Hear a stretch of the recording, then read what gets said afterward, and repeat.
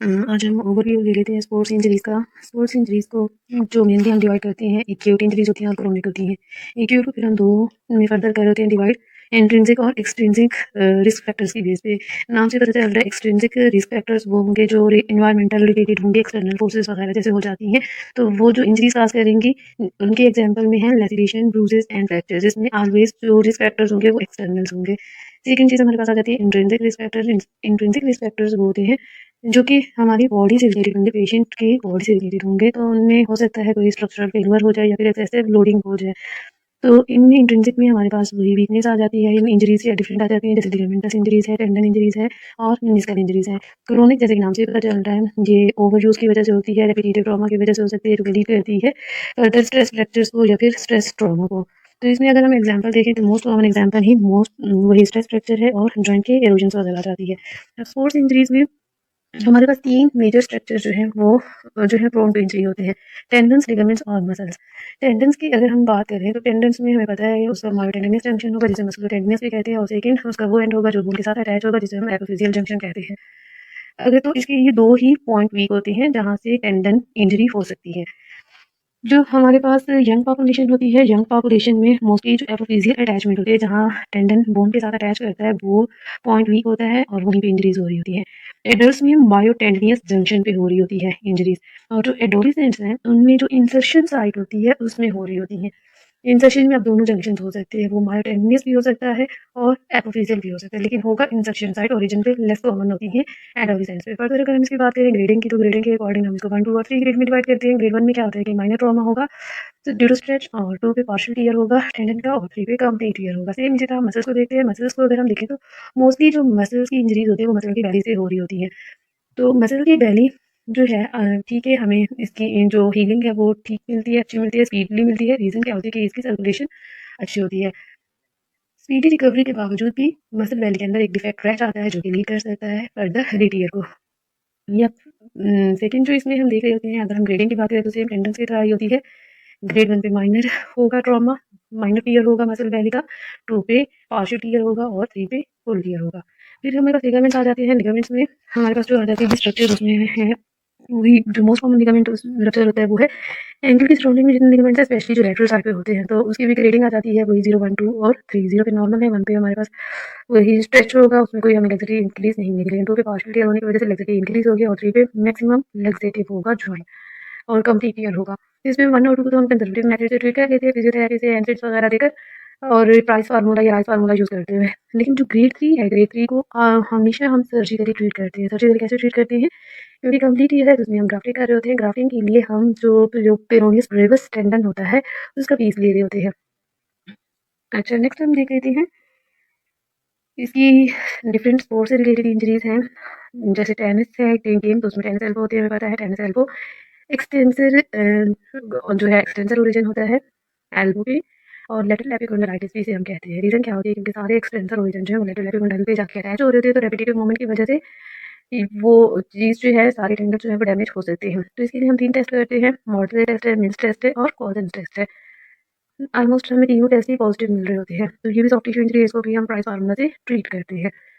Second चीज़ है हमारे पास, second game वो है गोल्फर। गोल्फर नाम से पता चल रहा है ये गोल्फर एल्बो पास करेगा, टेनिस के अपोजिट हो जाएगा, वो लेटरल एपिकोंडाइटिस था तो ये मीडियल एपिकोंडाइटिस हो जाएगा। इसके लिए भी हम फिजिकल टेस्ट कर रहे होते हैं, मीडियल एपिकोंडाइटिस जिसे कहते हैं। थर्ड गेम हमारे पास आ जाती है जिसे रोइंग कहते हैं, बोटिंग। तो इसमें मोस्टली जो प्रॉब्लम्स आ रहे होते हैं हमारी स्पाइन में होते हैं, नी जॉइंट्स में हो सकते हैं और शोल्डर इन्वॉल्व हो सकता है, एल्बो, रिस्ट, हैंड्स, क्योंकि कंटिन्यूसली मूवमेंट हो रही होती है अपर एक्सट्रीमिटी की। तो इसमें अगर हम देखें हैंड्स पे ब्लिस्टर्स बन सकते हैं। इसके अलावा जो रिस्ट जॉइंट में टेंडन्स हैं उनकी इन्फ्लेमेशन हो सकती है। जैसे एक कंडीशन है इंटरसेक्शन सिंड्रोम, गुड डेवलप हो सकती है। या फिर अपर बैक पेन है, लोअर बैक पेन है, ये भी कॉमन है ड्यू टू सिटिंग पोजीशन या फिर poor posture of spine. Next game football आ जाती है। फुटबॉल जैसे कि नाम से पता चल रहा है इसमें मोस्टली हमारी लोअर लिम्ब की मूवमेंट हो रही होती है, तो लोअर लिम्ब रिलेटेड इसमें जो हो रहे थे फ्रैक्चर्स हो सकते हैं, डिस्लोकेशंस हो सकती हैं, ग्राइंड इंजरीज हो सकती हैं, या फिर टर्फ 2 हो सकती है। टर्फ 2 क्या है वो हम आगे पिक्चर में देख लेंगे। नेक्स्ट गेम जो हमारी है वो है रग्बी। रग्बी भी फुट के जैसी ही होती है, लेकिन इसमें जो प्लेयर्स होते हैं वो ज़्यादा होते हैं, ऑलमोस्ट 15 होते हैं मेरा ख्याल है। तो उनमें जो है कोलिजन्स होने की वजह से टीबीआई ज़्यादा कॉमन है, traumatic brain injuries. Traumatic brain injuries में भी कंकशन उनको उनमें हो रही होती है। कंकशन में वही हमें साइन एंड सिम्टम्स मिलेंगे, nausea, vomiting, loss of consciousness हो सकता है, डिज़ीनेस, गिडीनेस हो सकती है उसे, और इसके अलावा जो पेशेंट को हेडेक की कोई भी कंप्लेंट हो सकती है। अच्छा, नेक्स्ट फिर अच्छा, एक चीज़ जो रग्बी में होती है, ठीक है, टीबीआई के अलावा हमें अपर एक्सट्रीमिटी में स्पेशली जो डिस्टल डिप जॉइंट होता है वो इन्वॉल्व होता है। उसका जो फ्लेक्सर टेंडन है वो रिपेयर हो सकता है, जो लीड करता है जर्सी फिंगर को। तो ये 2 कॉमन कंडीशंस हैं। नेक्स्ट गेम है हमारी स्विमिंग। स्विमिंग में जो बटरफ्लाई स्ट्रोक्स करते हैं उनमें रोटेटर कफ टेंडन्स की इंजरी हो सकती है या फिर शोल्डर इंजरीज हो सकती है। वेट लिफ्टिंग आ जाती है। वेट लिफ्टिंग में हमारी जो ग्रिप इन्वॉल्व हो रही होती है उसमें कार्पल टनल इन्वॉल्व हो सकता है, शोल्डर इन्वॉल्व हो सकती है या फिर पुअर पोस्चर ऑफ स्पाइन की वजह से बैक पेन हो सकता है। मैराथन रनर्स में आईटी बैंड सिंड्रोम हो रही होती है, और इसके अलावा इसमें इनमें स्ट्रेस फ्रैक्चर हो सकता है टीबिया का। ये तो हो गई हमारे पास कुछ गेम्स। और अब हम इन्हीं गेम से रिलेटेड जो इनकी हमारे पास प्रेजेंटेशन है, पिक्टोरियल प्रेजेंटेशन, वो देख लेते हैं। ये वही जैसे फिंगर है जिसे हमने पढ़ा था कि ये रग्बी में होती है। उसमें होता क्या है, यही जैसे कि जो डिस्टल डिप जॉइंट हमारा होता है वो अगर कहीं पे भी उलझ जाए तो उसको जब हम फोर्सफुली पुल करेंगे तो जो पामर साइड पे हमारे फ्लेक्सर टेंडन्स होते हैं वो उनका टियर हो जाता है। जैसे कि इस पिक्चर में हम देख सकते हैं, इनके टियर होने की वजह से अब क्या होंगे, ये मसल्स जो है, ये तो फ्लेक्सर मसल्स वो तो वर्क नहीं कर सकेंगे, इनका इनका फंक्शन लॉस्ट हो जाएगा ड्यू टू इंजरी। तो हमें जो डिफॉर्मिटी मिलती है जैसे फिंगर्स में, वो मिलेगी एक्सटेंशन में, डिप जॉइंट एक्सटेंशन में होगा, पेशेंट फ्लेक्शन नहीं कर सकेगा। रग्बी में ये जैसे फिंगर मिलती है और इसके साथ हमें टीबीआईज मिल रहे थे, traumatic brain injury, specially concussion मिल रहा है। ये हुई जैसे फिंगर, इसको यहाँ कंपेयर किया हुआ है मैरिट फिंगर से। मैरिट फिंगर जैसे कि अपोजिट हो जाती है, इसमें फ्लेक्सर टेंडन्स रप्चर होते हैं, तो मैरिट में एक्सटेंसर टेंडन्स होते हैं। इसमें जो डिफॉर्मिटी बनती है वो एक्सटेंशन होती है, मैरिट में क्या होती है, फ्लेक्शन होगी। ये हुई जैसे और मैरिट फिंगर होगी।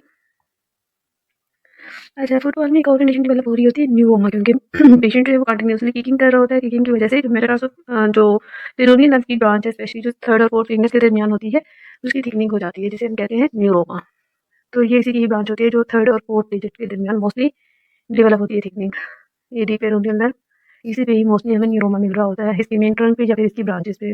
और ये कंडीशन इसमें डेवलप हो रही है फुटबॉल में। जो टाइप 2 है, जो भी फुटबॉल में ड्यू टू किकिंग इस तरह से मेटाटार्सोफैरिंजियल जॉइंट्स पे ओवर एक्सर्शन होती है, तो जो पामर एस्पेक्ट में, प्लांटर एस्पेक्ट में हमारे पास लिगामेंट्स होते हैं, उनका टियर हो जाता है, और इस कंडीशन को हम कहते हैं टाइप 2। ये है इंटरसेक्शन सिंड्रोम। जैसे हमने रोइंग में देखा था कि रोइंग में इंटरसेक्शन सिंड्रोम हो रही थी। इंटरसेक्शन सिंड्रोम को देखने से पहले हम देख लेते हैं कि जो रिस्ट होती है उसको हम डॉर्सल साइड से 6 कंपार्टमेंट में डिवाइड कर लेते हैं। जो कंपार्टमेंट 1 है उसमें 2 ही टेंडन आती है, एक्सटेंसर कोलिसिस ब्रेविस और एडक्टर कोलिसिस लॉन्गस। कंपार्टमेंट 2 में हमारे पास आ जाता है एक्सटेंसर कार्पाई रेडियलिस ब्रेविस और एक्सटेंसर कार्पाई रेडियलिस लॉन्गस। कंपार्टमेंट 3 में हमारे पास एक्सटेंसर कोलिसिस लॉन्गस आ जाते हैं। कंपार्टमेंट 4 में एक्सटेंसर डिजिटोरो और एक्सटेंसर इंडिसिस आता है। कंपार्टमेंट 5 में हमारे पास एक्सटेंसर डिस्ट्री मिनिमी है, और कंपार्टमेंट 6 जो मोर मीडियली होता है उसमें सिर्फ एक ही टेंडन होता है, एक्सटेंसर कार्पाई अल्नारिस।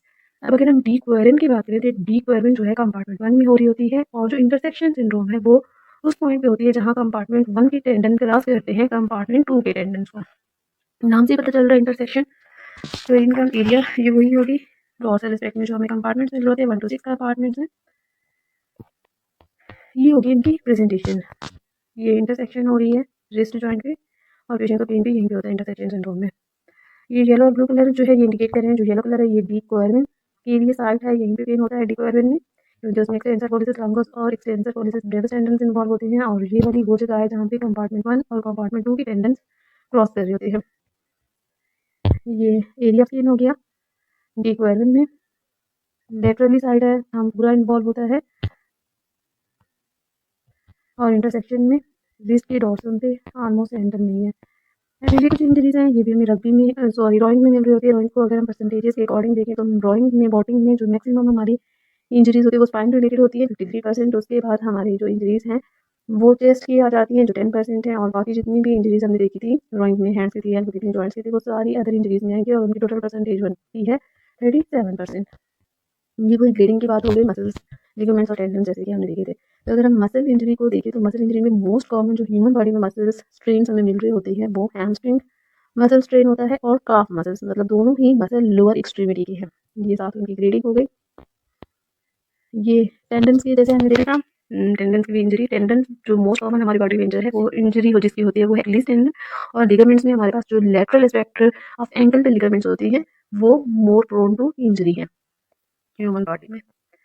Thank you. आज की वीडियो में हमने ओवरव्यू लिया है स्पोर्ट्स रिलेटेड इंजरीज का, और साथ उनकी हमने पिक्टोरियल प्रेजेंटेशन देखी है।